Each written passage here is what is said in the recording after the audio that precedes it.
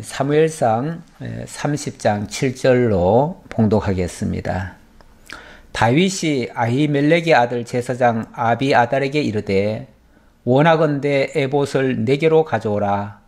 아비아달이 에봇을 다윗에게로 가져가매 다윗이 여호와께 묻자와 이르되 내가 이 군대를 추격하면 따라잡겠나이까 하니 여호와께서 그에게 대답하시되 그를 쫓아가라. 네가 반드시 따라잡고 도로 찾으리라. 이에 다윗과 또 그와 함께한 600명이 가서 부솔 시내에 이르러 뒤떨어진 자를 거기 머물게 했으되 곧 피곤하여 부솔 시내를 건너지 못하는 200명을 머물게 했고 다윗은 400명을 거느리고 쫓아갔더라. 아멘. 10절까지 봉독해 드렸습니다. 지난번에 이 블레셋과 이스라엘 간의 전면전이 붙었지요. 이미 이 블레셋 군대는 이스라엘 영토 안으로 깊숙이 쳐들어갔고요. 그 일에 사실은 다윗도 참전을 했었는데 블레셋 군대의 그 방백들이 다윗을 의심해서 이 전쟁에는 참가할 수 없다. 그러는 바람에 다윗은 이제 다시 자기네들이 살고 있던 시글락으로 돌아오게 됐습니다. 정말 감사한 일이죠. 이스라엘과의 전투에 참가하면 안 싸울 수도 없고 그렇다고 또 싸울 수도 없고 그야말로 정말 진퇴양난, 어찌할 수 없는 그런 불가피한 그런 사정에 빠질 텐데 감사하게도 그들이 의심해 주는 바람에 그 전쟁에 참여를 안 할 수가 있었습니다. 우리가 참 어찌 보면 일을 해야 될 때는 또 해야 되겠지만 나쁜 일에는 참가를 안 하는 것도 복입니다. 모든 일이 다 좋은 게 아니고요. 때로는 해서는 안 될 일도 있기 때문에 해서는 절대 안 될 일, 곤란한 일 이런 것도 있지요. 그럴 때 기도하고 또 하나님의 응답을 통해서 그런 것을 모면할 수 있다면 그것도 하나님의 큰 은혜입니다. 어쨌든 다윗은 이 큰 은혜를 깨닫고 정말 하나님 앞에 감사하면서 돌아왔습니다.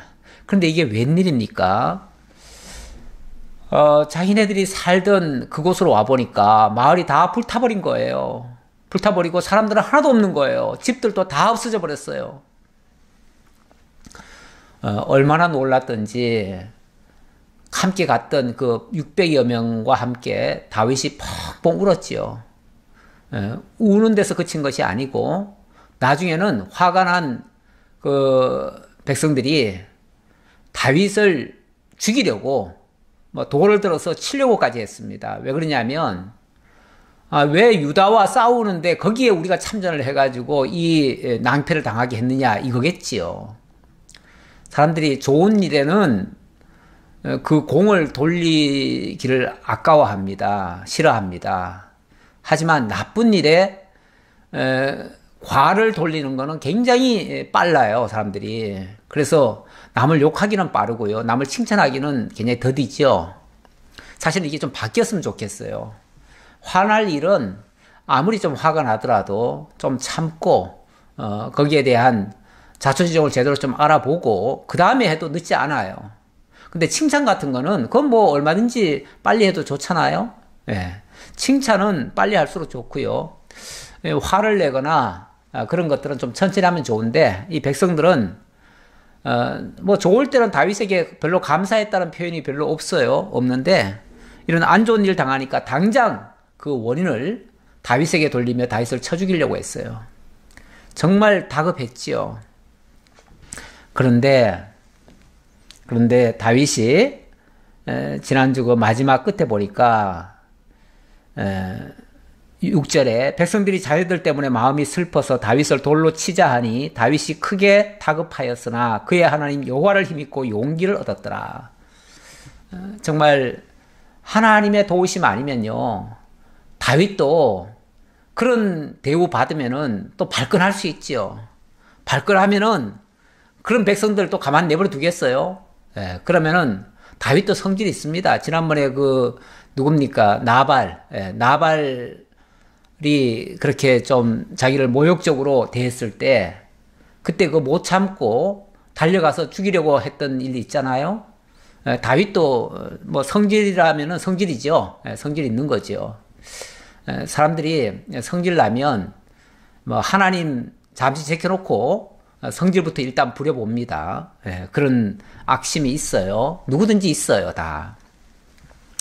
그런데 다윗이 여호와 하나님을 힘입고 용기를 얻었대요.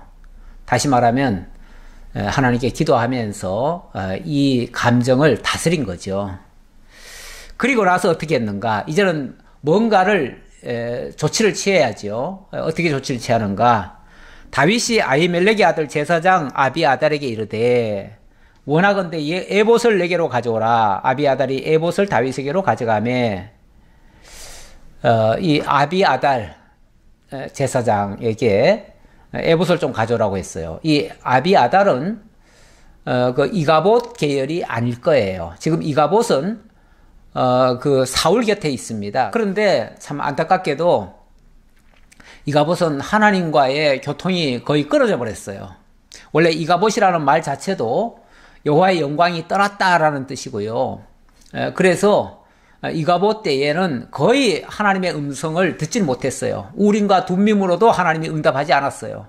그래서 오죽 답답했으면은 사울이 그 무당을 찾아갔겠어요. 그 이가봇을 통해서는 도무지 하나님의 응답이 안 들려오니까 그래서 무당까지 찾아갔는데 그 결과는 참 비참하게 될 거예요. 비참하게 될 건데, 자, 그쪽은 그렇고요. 이 다윗 쪽에는 또 다른 제사장 그 가문, 비느하스 계열이죠. 비느하스 계열의 아비아달 제사장이 있었습니다. 그런데 이 제사장은 공식적으로는 제사장 역할을 지금 쉽게 말하면 국법에 의해서 제사장을 하는 건 아닌 것 같아요. 아닌 것 같고, 지난번에 왜 한번 사울이 그 제사장들을 다 도륙을 내버렸잖아요. 제사장 85인을 한꺼번에 죽인 사건이 있었잖아요. 그때 그 죽은 제사장의 아들이에요. 이 아비아달이. 그래서 이 사람은 도망을 친 겁니다. 도망을 쳐가지고 혼자 겨우 살았어요. 그래가지고 다윗에게 와서 좀 보호해달라. 그러니까 사실은 좀 어린 아들인 거죠.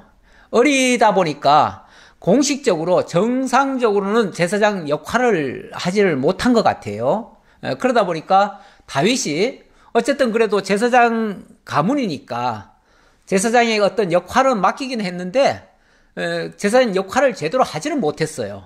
그러니까 다윗이 에봇을 가져오라고 해서 자기가 어찌 보면 그 역할을 지금 하는 거죠. 그래서 뭐 그렇다고 해서 다윗이 제사장 역할을 하는 사람은 아닙니다. 하지만은 그 제사장이 입고 있는 그 에봇에는 우림과 둠밈이라고 하는 게 있어요. 그래가지고 그게 일종의 하나님의 그 응답을 받고 그 신호가 그 우림과 둠밈을 통해서 울리는 거예요. 울리면은 하나님의 응답을 받는 거예요. 자, 그래서 하나님 앞에 기도를 하니까 8절 다윗이 여호와께 묻자와 이르되 내가 이 군대를 추격하면 따라잡겠나이까 하니 여호와께서 그에게 대답하시되 그를 쫓아가라. 네가 반드시 따라잡고 도로 찾으리라.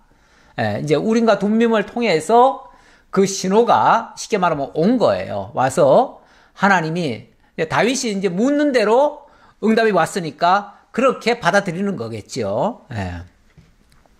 이에 다윗과 또 그와 함께한 600명이 가서 부솔 시내에 이르러 뒤떨어진 자를 거기 머물게 했으되 대략 지금 사실은 누군지도 정확히 모릅니다. 누가 쳐들어와가지고 이들을 해쳤는지는 정확히 모르는데 혹시 모르겠어요. 누가 한두 사람이 살아남은 사람이 있어가지고 알려줬는지 모르지만 어쨌든 저쪽으로 갔을 거다.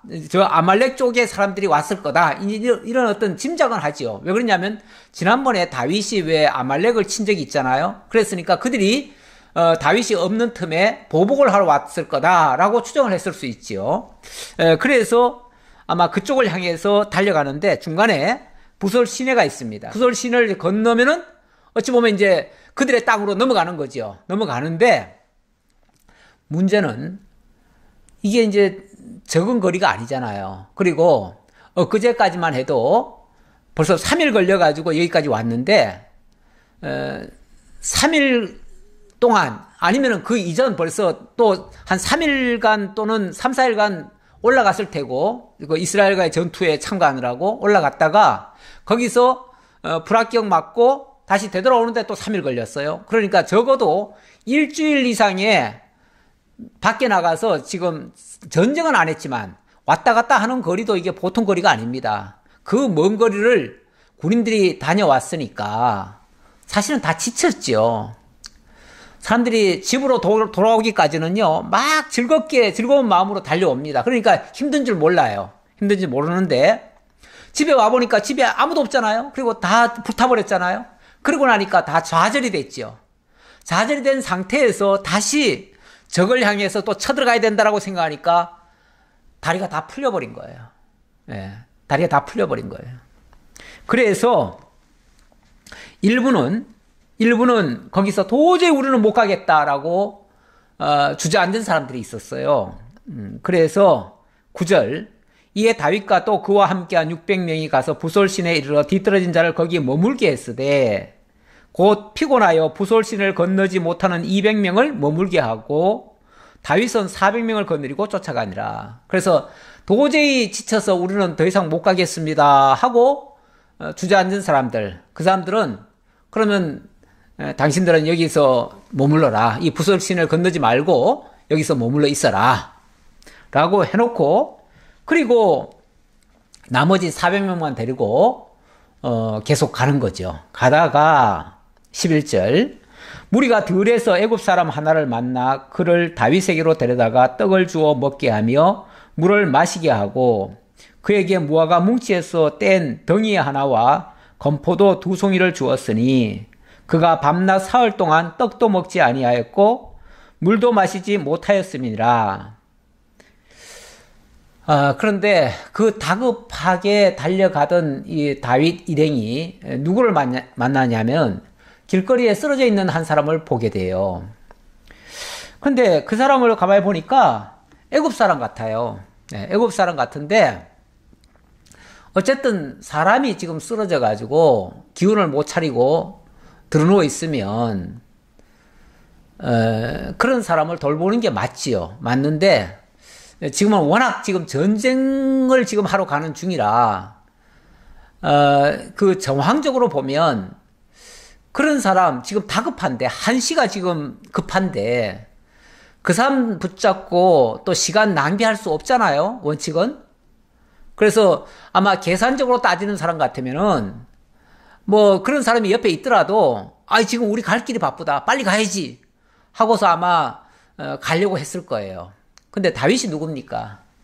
다윗은 참 그 보잘것없는 한 사람도 소홀히 여기는 사람이 아니에요. 다윗은 백성을 사랑하는 마음이 사실은 있었어요. 물론 이 사람은 애굽 사람이다 보니까 자기 백성은 아니에요.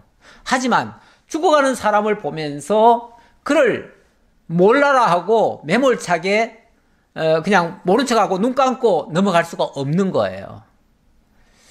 물론 뭐 정황적으로 보면 지금 자기 상황이 지금 급하니까 자기 코가 석자예요. 석자인데 뭐 그런 사람까지 봐야 되느냐라고 싶지만 그러나 이 다윗의 그 심정으로는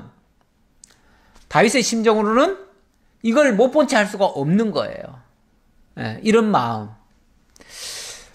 예수님의 그 비유 중에 사마리아인 비유가 생각이 납니다. 사마리아인 비유 생각나는데 하나님을 사랑하고 내 이웃을 내 몸과 같이 사랑하라 하는 그러한 교훈을 하실 때에 비유적으로 한 말입니다. 비유적으로 한 말인데 예를 들어서 어디 산비탈에서 강도에게 모든 돈도 다 빼앗기고 그리고 매를 맞고 쓰러져 가지고 죽어가는 사람이 있었다. 근데 거기를 율법사도 지나가고 한 레위인도 지나갔다. 그런데 그 사람들은 자칫하면 자기도 화를 입을까봐 헐레벌떡 얼른 가버렸다. 못 본 채 하고 그냥 가버렸다. 그런데 한 사마리아인은 지나가다가 그 모습을 보고 그를 자기 말에다 태우고 여관까지 데리고 가서 여관에서 그를 치료를 부탁하고 내가 돌아오면 이 사람의 그 치료비까지 내가 다 대주겠다 하면서 돈도 주고 그리고 떠났다. 누가 이 사람을 사랑하는 자냐? 누가 하나님을 사랑하는 자냐? 라고 물었을 때 당연히 그 이웃을 돌본 사람이 진짜 사랑하는 자입니다. 이렇게 대답을 했지요. 네, 그 대답을 유도하려고 예수님이 그 비유를 든 거예요. 비유를 든 건데 뭐 이 사람을 못 본 채 하고 그냥 갔어도 뭐 아무도 다윗 욕하지 않을 거예요. 아, 그 다급한 상황에 그러면 언제 그 사람을 돌보겠느냐? 당연히 이럴 때는 안 보고 가는 게 낫지 라고 생각할 수 있지만 다윗은 그러지 않았어요. 일단 그 사람부터 살려놓고 보자. 그래서 그 사람에게 그 사람을 데려다가 떡을 주워 먹게 하고 물을 마시게 하고 또 무화과 뭉치에서 뗀 덩이 하나와 건포도 2송이까지 주었다. 그 사람을 일단 살린 거예요. 먹여 살린 거예요. 근데 이 사람을 보니까 이제 정황을 보니까 이 사람이 3일 동안이나 아무것도 못 먹고 완전히 이제 원래는 병이 들어가지고 버림받은 사람이에요. 버림받은 사람인데 그런데 3일 동안 또 음식까지 못 먹었으니까 내버려 두면 그대로 죽을 사람이죠. 죽을 사람이죠. 근데 이 사람을 그렇게 먹게 했더니 이 사람이 그가 먹고 정신을 차림에 다윗이 그에게 이르되 너는 누구에게 속하였으며 어디서 왔느냐 하니 그가 이르되 나는 애굽 소년이요 아말렉 사람의 종이더니 사흘 전에 병이 들매 주인이 나를 버렸나이다. 그 사람 얘기해. 넌 도대체 누구냐? 라고 물었더니 예, 저는 원래 애굽 사람인데 아말렉 사람의 종으로 살았습니다. 그래서 이 전투에 종으로서 이렇게 참전을 했는데 제가 사흘 전에 좀 병이 들었습니다. 그러니까 우리 주인이 전쟁통에 그 병든 사람 돌볼 새도 없다. 그러니까 내버려라. 그리고 그냥 내버리고 그냥 갔다는 거예요. 하기야 전쟁통에는요 그 부상당하거나 병들거나 이런 사람 돌볼 겨를이 없습니다. 그거 돌보다가 멀쩡한 사람들이 도로 죽을 수도 있어요. 그러니까 그럴 때는 그냥 어쩔 수 없이 눈 감고 그냥 외면하고 그리고 자기네들 급한 대로 살 수도 있어요. 특히 이 사람의 신분은 또 종 신분입니다.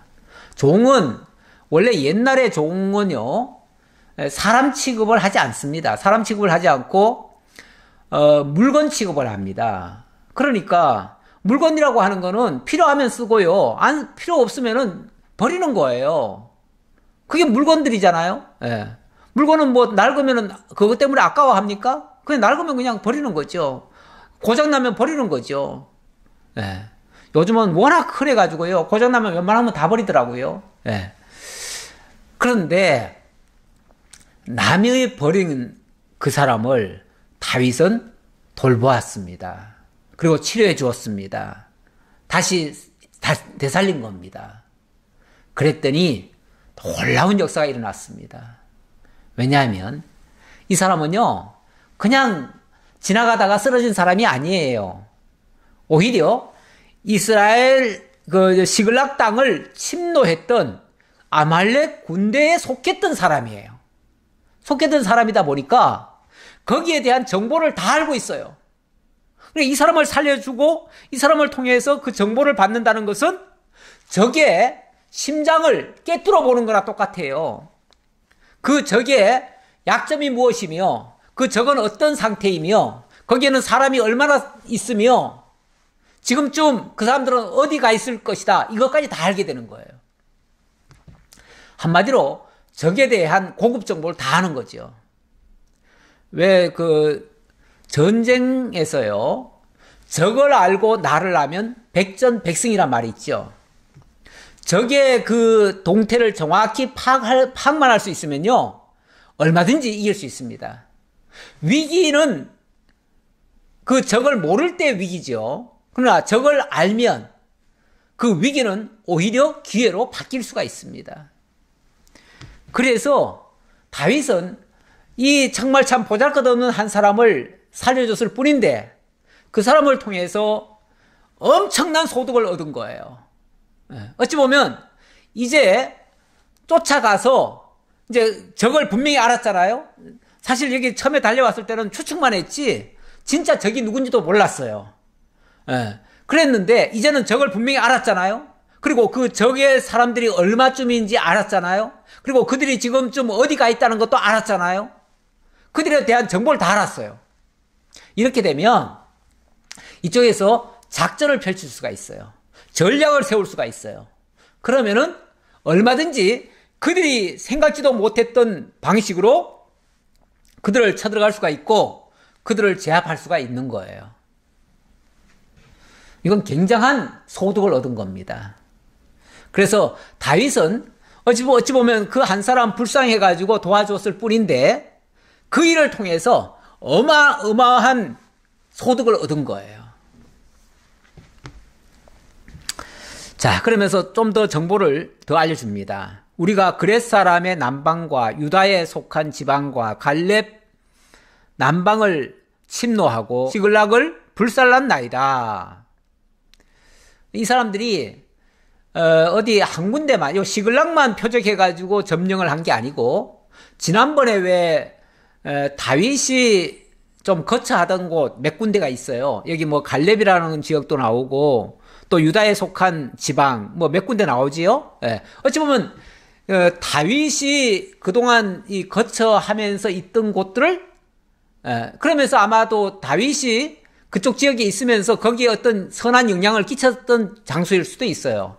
근데 그런 곳만 골라다니면서 다 침노를 해버렸어요. 다시 말하면 다윗이 지나간 자리를 훑으면서 다윗에게 복수를 한 거죠. 다윗에게 복수한 거예요.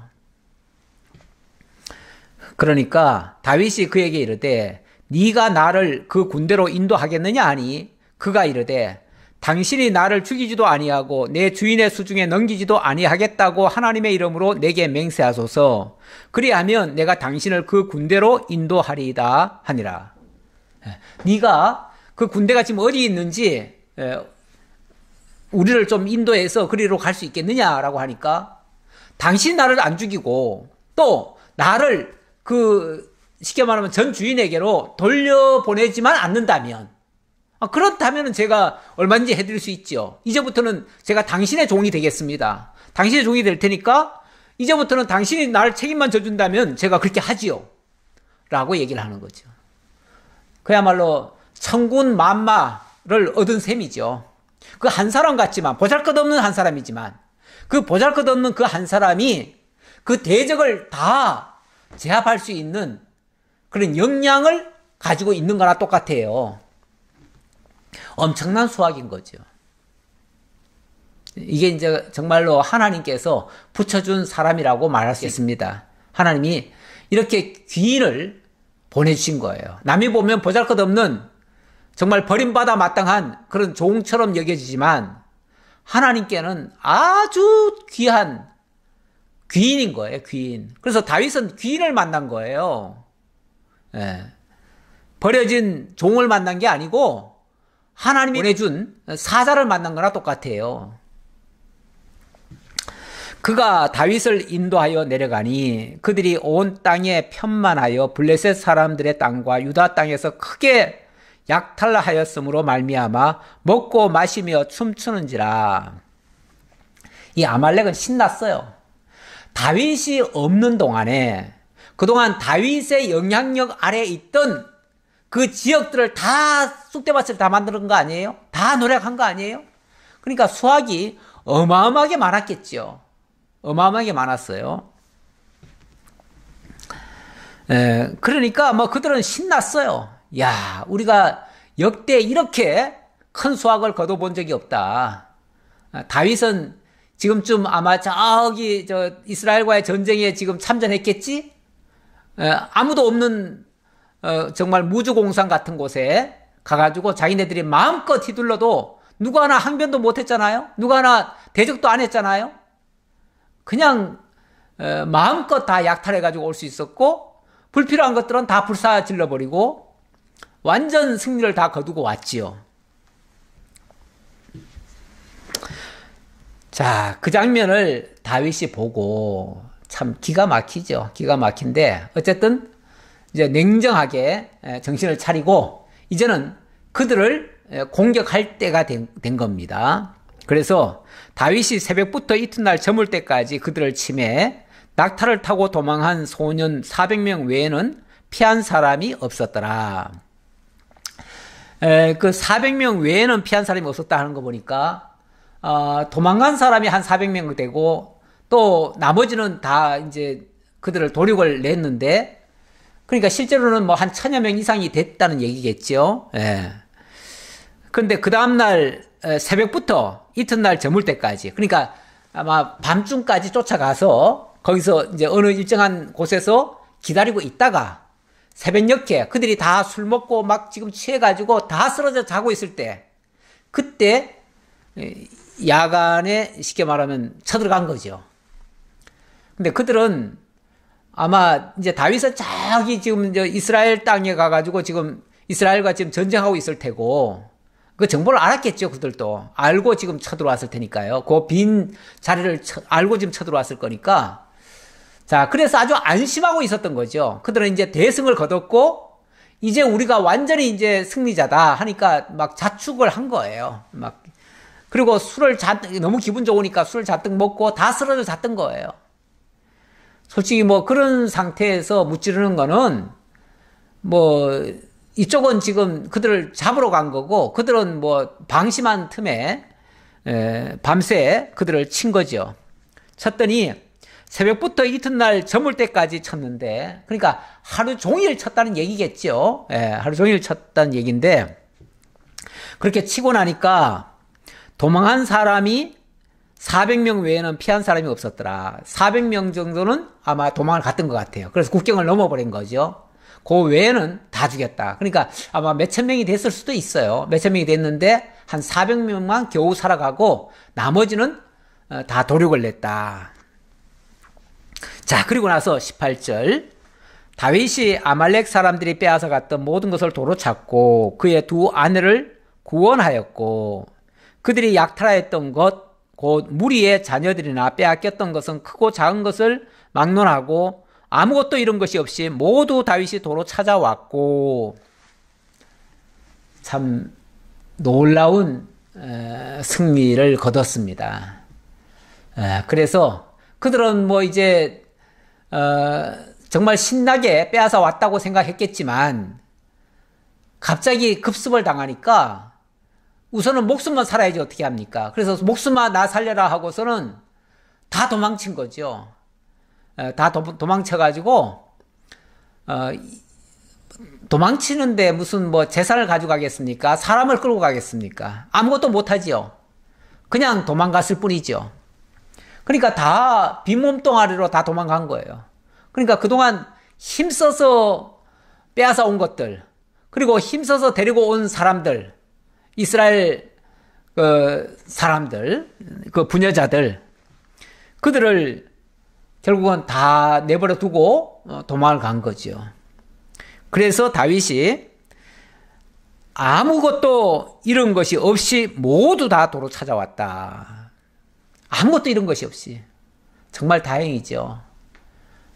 정말 이런 엄청난 어려운 일에서도 오히려 하나도 손실이 없이 다 찾아올 수 있었다는 거. 사실 손실이 없는 정도가 아니고요.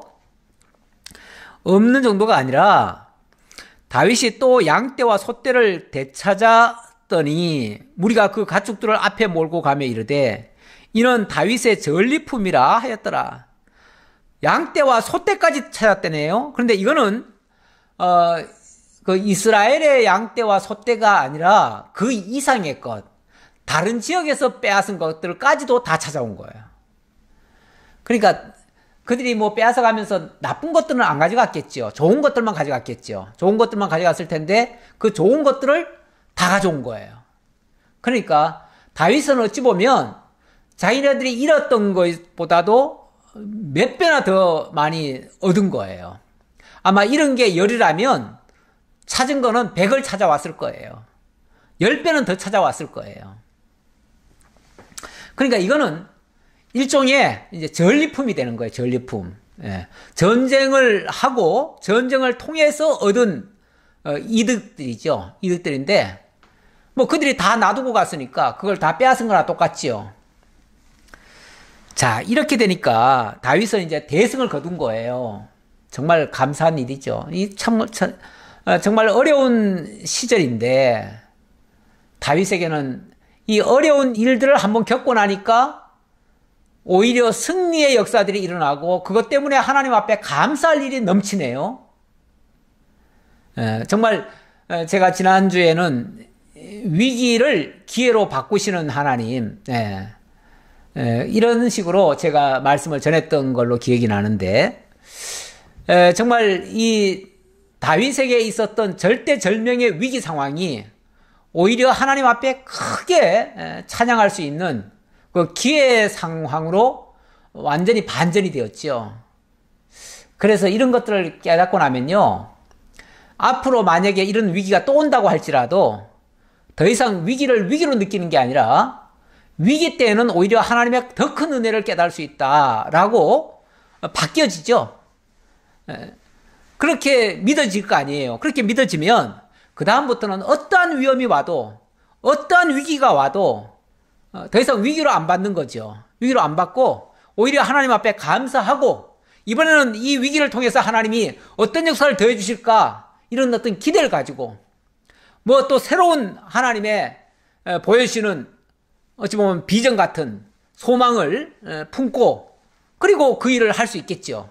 그렇게 되면 또 놀라운 승리의 역사가 또 진행이 될 거예요. 그래서 이런 것들을 깨닫고 믿는 성도들은요, 위기라고 하는 것을 더 이상 느끼지 않습니다.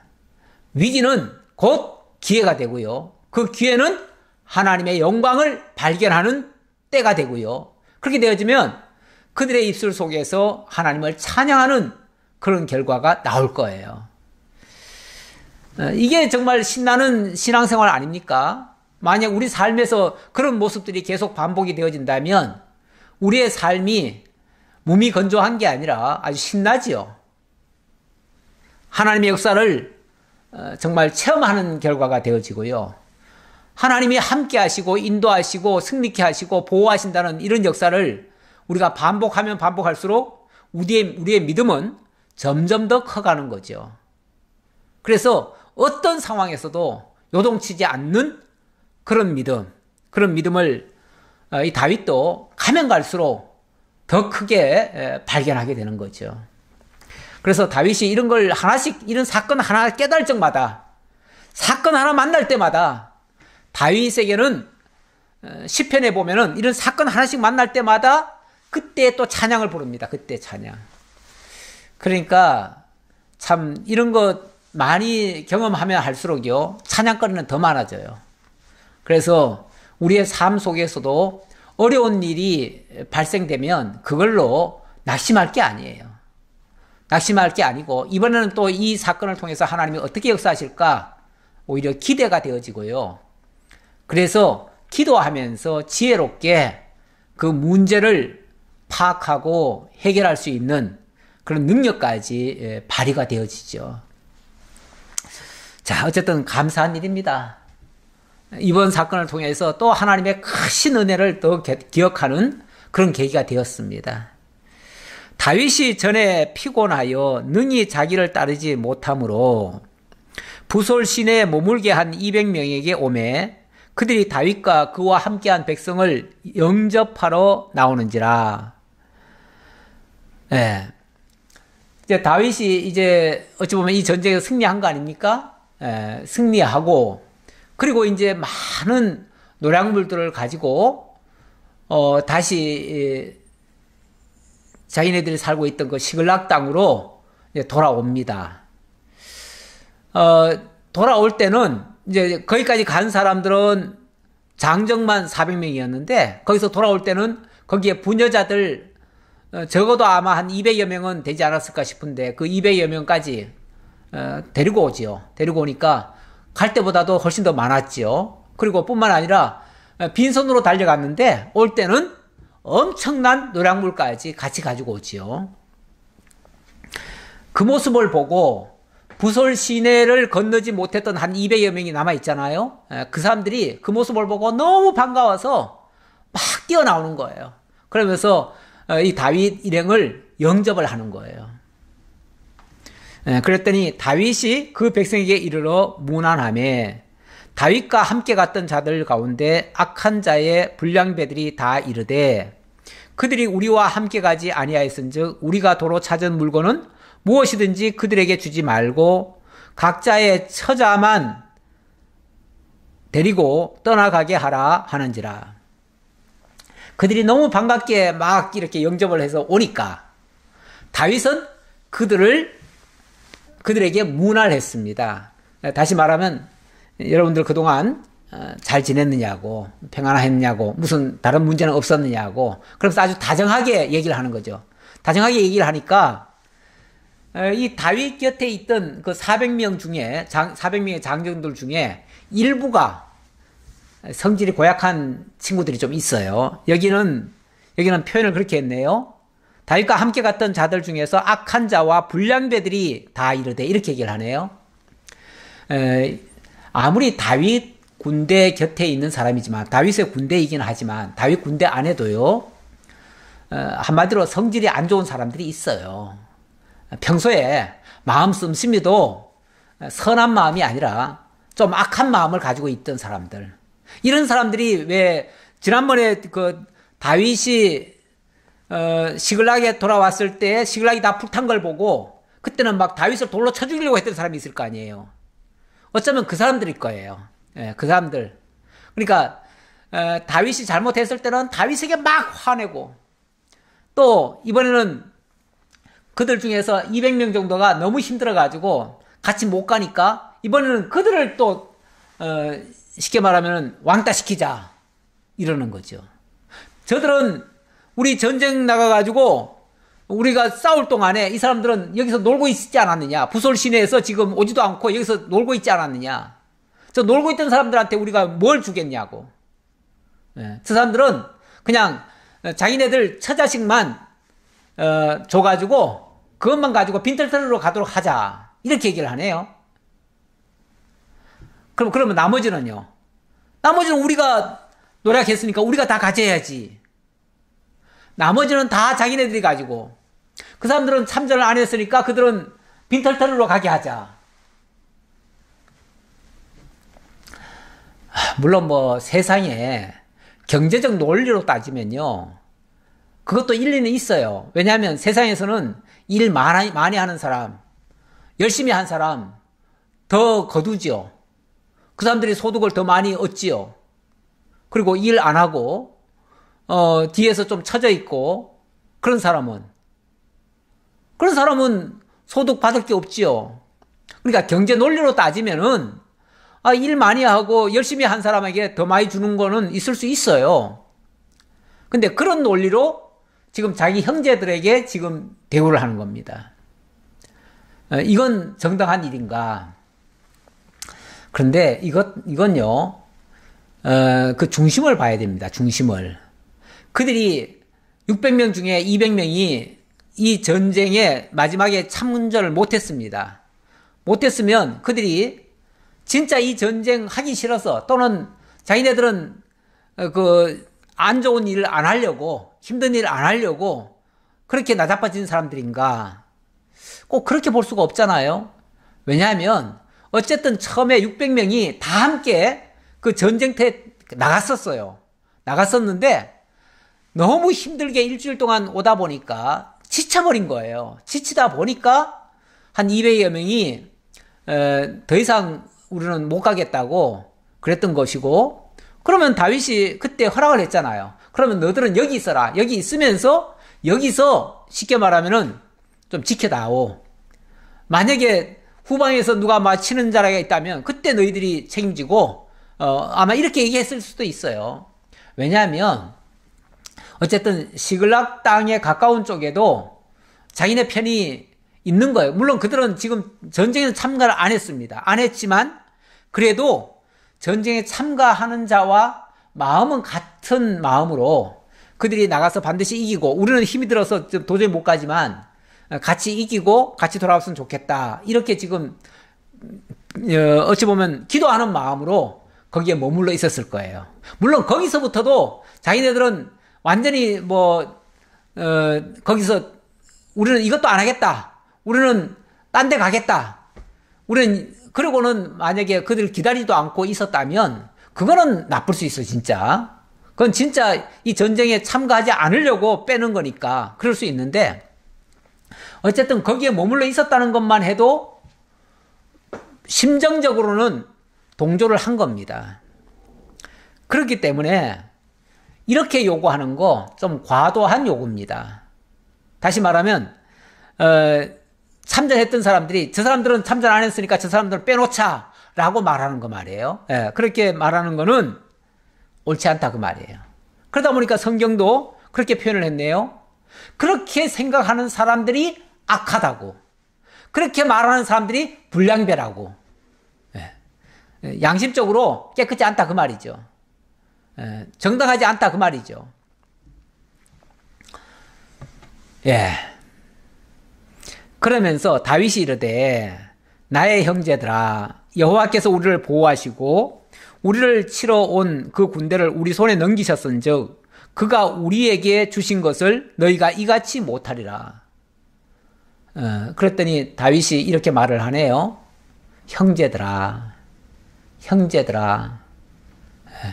일단은 그들이 다 누구라고요? 우리도 다 형제들 아니냐. 실제로 지금 다윗 곁에 와 있는 사람들 중에는요, 대다수가 베들레헴에서부터 온 사람들이 많습니다. 같은 유다 지파 사람들이 많습니다. 유다 지파고 또 같은 지역에서 있었던 사람들이고 어찌 보면 다윗과 어쨌든 여기까지 왔을 때 물론 동기는 조금씩 다릅니다만은 어쨌든 결과적으로는 다윗과 함께하기 위해서 여기까지 온 거예요. 물론 결정적인 순간에 함께하지 못한 부분도 있어요. 하지만 어쨌든 여기까지 온 것은 다윗과 함께하기 위해서 온 거 아닙니까? 그렇다면 한 마음인 거예요. 한 뜻으로 보는 거예요. 그렇다면 배제하면 안 되죠. 어떤 경우에도 너는 뭘 안 했으니까 함께 할 수 없어. 너는 이번 일에 공이 없으니까 너에게는 분깃도 없어. 이거는 정말 안 될 일이죠. 우리가 교회에서도 마찬가지죠. 우리 교회에서도 어찌 보면 교회에서 앞장서서 일을 많이 하시는 분도 있고 때로는 그렇게 힘을 못 쓰시는 분들도 있을 수 있어요. 하지만 어쨌든 이 교회에 함께 들어와 있다는 것만 해도 우리는 같은 생각, 같은 뜻을 가지고 어쨌든 이 진리에 동의를 한 사람들 아닙니까? 그렇다면 그 수고의 그 수치는 좀 다르겠지만 그래도 어쨌든 기쁠 때는 함께 기뻐할 수도 있고요. 또 나눌 때도 함께 나눌 수 있고요. 기쁨과 나눔을 함께 할 수 있는 거죠. 너는 요만큼밖에 기여한 바가 없으니까 너는 이만큼만 가져라. 그거는 좀 아닌 것 같아요. 그건 아닌 거죠. 다윗도 그것은 아니라고 단호하게 얘기를 합니다. 뿐만 아니라 여기 이렇게 얘기를 합니다. 여호와께서 우리를 보호하시고 우리를 치러 온 그 군대를 우리 손에 넘기셨은즉 그가 우리에게 주신 것을 너희가 이같이 못하리라.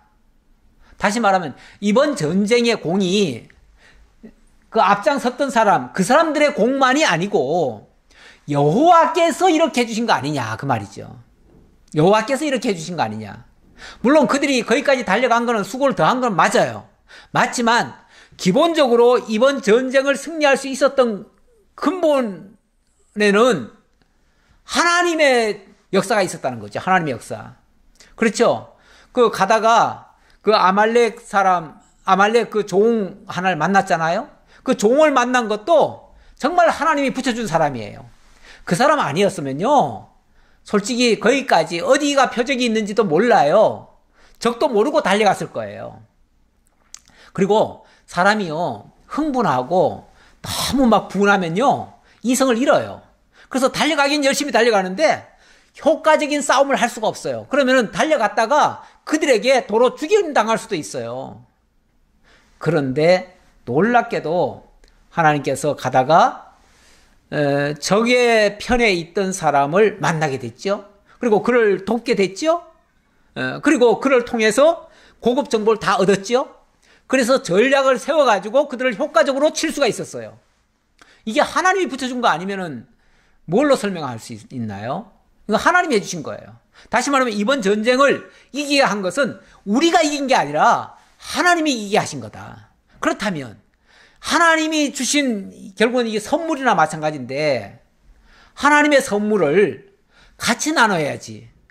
이걸 어떻게, 우리는 여기까지 달려갔으니까 우리는 다 함께 나누고 너희들은 여기까지밖에 안 왔으니까 너희들은 아니다. 너희들은 줄 수 없다. 이렇게 말할 수 있냐 그 말이죠. 이런 생각 자체는 이건 차별하는 겁니다. 사람을 차별하는 것이고요. 하나님의 은혜를 배제시켜 놓고 하는 말들입니다. 하나님의 은혜를 배제하면요, 인간의 아주 그 사악한 생각들만 남아요. 그래가지고 이해관계로 따져요. 그리고 뭐 일을 더 했느니 못했느니 가지고 따지고요. 네가 얼마나 공헌이 있었느니 없었니 그거 가지고 따지고요. 하나님의 은혜가 다 배제가 돼버린 거죠. 교회 안에서도요, 하나님의 은혜를 배제시켜 놓으면 아주 사악한 모습들만 남을 수 있습니다. 그래서 우리는요, 어떤 일이 있을 때마다 하나님의 은혜를 먼저 떠올려야 됩니다. 하나님의 인도하심을 먼저 깨달아야 됩니다. 그래야 거기서 진짜 하나님께 영광을 돌리고 우리가 안 드러나고 하나님이 드러나죠.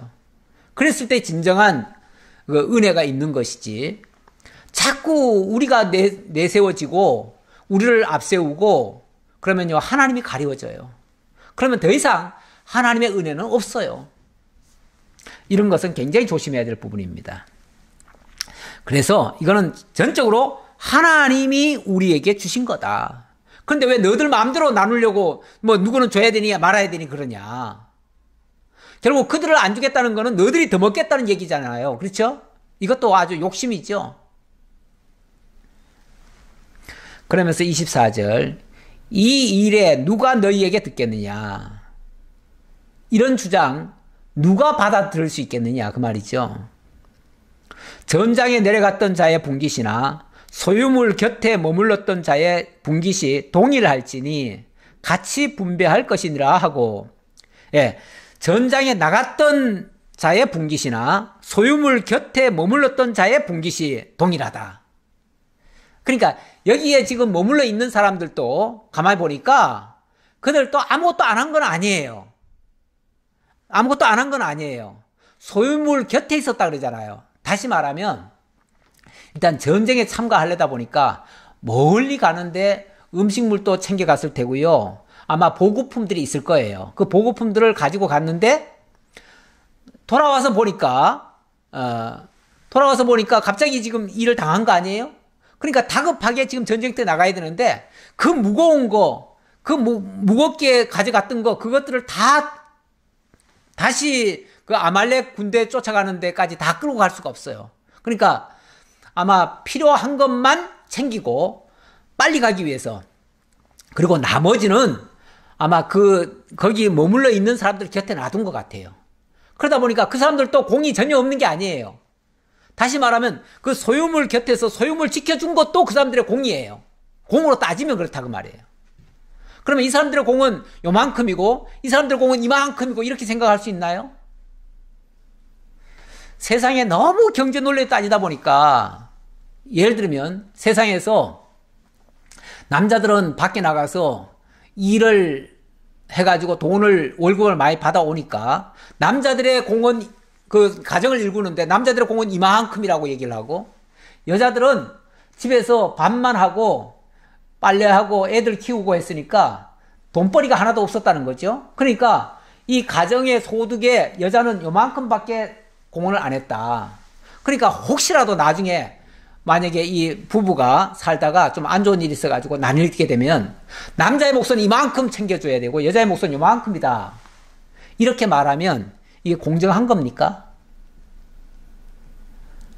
사실은 이 사람이 밖에 나가서 이만큼 돈 벌 수 있는 기반이 어디 있었냐면 이 가정에서 그 아내가 해야 될 일을 마땅히 해야 될 일이죠. 음식 만들고 빨래하고 자녀들 키우고 그 모든 가정 경제를 살피고 하는 일들, 그 일이 이만큼 돈 벌어 온 것과 다르지 않아요. 그래서 결국 이 기반 위에서 이게 만들어진 거예요. 그렇다면 나중에 만약에 누가 더 공헌을 많이 했느냐라고 따지면은 똑같다라고 해야 맞아요. 그래서 법적으로 만약에 재산을 분배한다면 똑같이 나눠야 돼요. 그런데 이 사람은 돈 많이 벌었으니까 많이 가져가고 이 사람은 집에서 뭐 특별히 공헌한 게 없으니까 안 가져가야 된다? 그거는 잘못된 논리예요. 그 사람의 눈으로 판단하는 거예요. 그러니까 다윗이 말하는 거는 똑같다 이 말이에요. 거기 전쟁 때 나간 사람이나 이 소유물을 지킨 사람이나 소유물 지킨 것도 어찌 보면 전쟁에 참가한 거나 똑같아요. 예. 그래서 똑같이 분배할 것이니라 하고, 예, 동일할지니라 하고, 그날부터 다윗이 이것으로 이스라엘의 율례와 규례를 삼았더니 오늘까지 이르니라. 이걸 아예 법으로 제정을 해버렸어요. 아직은 뭐 정식으로 나라가 세워진 게 아니니까 이게 법이라고 해도 무슨 구속력이 있는 법은 아니죠. 하지만 다윗이 앞으로는 이런 거 가지고 시비 걸면 안 된다 하고서 아예 못을 딱 박아버렸어요. 그래가지고 만약에 재산을 나눌 일이 있다면 앞장서서 일을 한 사람이나 뒤에서 그것을 지킨 사람이나 똑같다. 실제로 그 가정에서도 보면요, 남편이 그래서 총각 때는 돈을 제대로 못 모읍니다. 못 모아요. 왜냐하면 돈 벌어봤자 쓰기 급급하고요, 이 관리를 제대로 못해요. 그러다 보니까 다 날아가요. 그래서 총각 때 돈 모았다는 얘기를 잘 못 들어요. 그런데 같은 돈을 버는데 가정이 만들어지면은 그 아내는 그 받아온 거 가지고만 살림을 할 뿐인데 가정이 번창을 해요. 그래서 가정이 세워진 다음부터 같은 돈을 벌어도 더 알뜰한 거죠. 그래서 나중에는 그 돈으로 집도 사고 뭐도 하고 오히려 다 재산이 풍성해져요. 그리고 보면 그 집안의 가게를 일구는 데는 그 부인의 역할도 똑같이 한 거예요. 예. 그런 원리예요. 그런 원리니까 이걸 법으로 아예 제정을 해버렸어요. 제정을 해가지고 이게 나중에 유다 왕국이 이제 탄생이 될 거 아니에요? 탄생이 되어지면, 그리고 이스라엘 나라가 세워지면 그때는 이게 법으로 제정이 돼가지고 앞으로는 혹시라도 이런 일이 있을 때는 무조건 공평하게 나눈다. 이렇게 법을 제정을 했다는 거죠. 아주 현명하고 지혜로운 그런 다윗의 결정입니다. 다윗이 정말 참 왕으로서 지혜롭게 판단하고, 원래 왕은 그런 판단력이 있어야 됩니다. 어떤 사람들이 이렇게 분별하기 어려울 때 이래야 될까 저래야 될까 망설이고 뭐 이럴까 저럴까 하고 막 자꾸 좌충우돌할 때 딱 가름을 해주는 그 역할, 그게 왕이 어찌 보면 해야 되는 일들 중에 하나예요. 다윗이 정리를 잘한 겁니다. 이렇게 해서 더 이상 분란의 요소가 사라져버렸어요.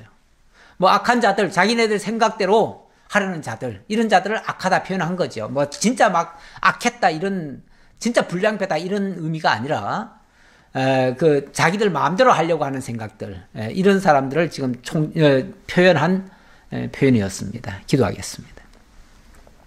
아버지 하나님 감사합니다. 오늘도 다윗의 그 참 어려울 때, 위기 때에 빛나는 역사들을 오늘도 살펴보았습니다. 다윗이 정말 일생일대의 위험한 상황, 위기 상황을 맞이했지만 그럴 때 하나님 앞에 기도하고 하나님의 인도를 따라서 그리고 또 그 와중에도 어려움을 당한 사람을 돌아보고 그들을 통해서 오히려 하나님의 큰 은혜를 발견하고 그로 말미암아 대승을 거두고 많은 노략물까지 획득할 수 있는 이러한 복을 얻게 된 거 너무나 감사합니다.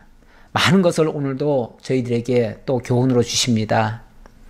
우리가 세상 기준으로 사람을 판단하고 정죄하고 함부로 이렇게 하는 것이 아니라 정말 하나님께서 해가시는 일, 그래서 하나님이 승리케 하신 것을 인간이 임의로 판단하고 나누고 하는 어리석은 행동하지 않도록 인도해 주옵소서. 우리가 세상 살아갈 때도 정말 하나님의 인도하심과 지혜가 필요합니다. 이러한 지혜들이 선한 마음 가지고 행동할 때에 올바르게 나타날 줄 압니다. 악한 생각을 가지거나 악한 마음으로는 정말 아무것도 할 수 없다는 것도 깨달았습니다. 어떤 경우에도 아무리 안 좋은 상황에서도 악한 생각으로 일 처리하지 아니하고 정말 선한 마음 가지고 지혜롭게 헤쳐갈 수 있는 현명한 자들 다 될 수 있도록 인도해 주옵소서. 함께 주옵시길 간절히 바라옵고 예수 그리스도의 이름으로 기도하옵나이다. 아멘.